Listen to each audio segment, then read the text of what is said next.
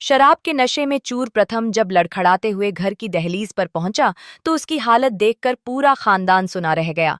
उसकी आंखें सरख थीं और जबान लड़खड़ा रही थी। उसने डगमगाते कदमों से लिविंग रूम में खड़े एक भारी शैतून को थाम लिया और बेहोशी में चीखने लगा। कहाँ कहाँ नहीं ढूंढा राधिया को, वो कहीं नहीं मिल रही।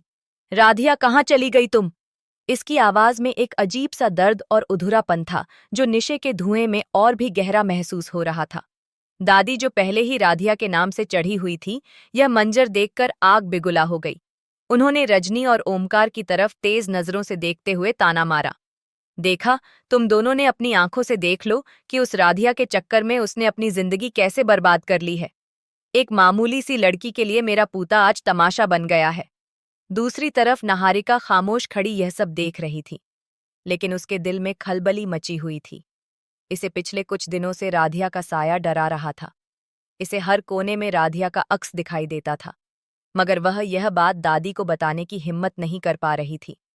इसे डर था कि अगर दादी को पता चल गया कि उसे राधिया का भूत नजर आ रहा है तो वह उसे मनहूस समझेंगी और प्रथम के साथ उसका रिश्ता कभी नहीं होने देंगी।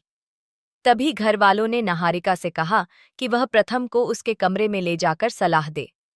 नहारिका ने प्रथम का हाथ पकड़ा और उसे सहारा देते हुए ऊपर की तरफ ले जाने लगी। जैसे जैसे वह सीढ़ियां चढ़ रही थीं, उसके शातिर दिमाग में एक खतरनाक मंसूबा बनने लगा।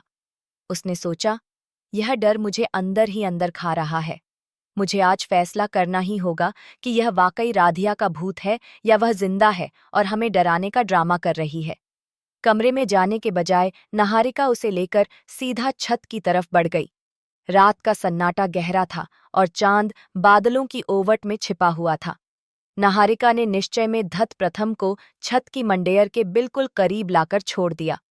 प्रथम अपनी होश व बाई में का हवास खो चुका था और उसे अंदाजा भी नहीं था कि वह मौत के कितने करीब खड़ा है।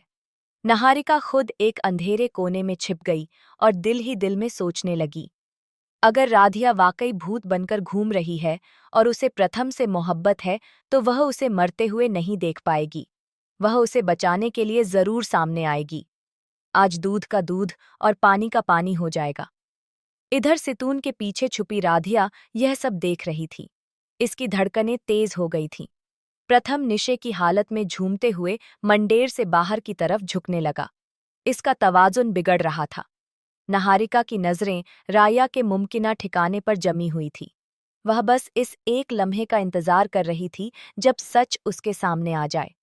जैसे ही प्रथम का पांव फंसला और वह नीचे गिरने ही वाला था, राधिया के चेहरे पर खौफ की लहर दौड़ गई। एक तरफ उसकी पहचान जाहिर होने का खतरा था और दूसरी तरफ उसकी आंखों के सामने उसका प्यार जिंदगी और मौत के दरमियान झूल रहा था। हवा का एक झोंका आया और प्रथम के मुंह से आखिरी पुकार निकली, राधिया। अब यह देखना वाकई सनसनीखेज होगा कि क्या राधिया अपने वजूद को बचाने के लिए खामोश रहेगी या फिर प्रथम की जान बचाने के लिए मौत के उस खेल में कूद पड़ेगी।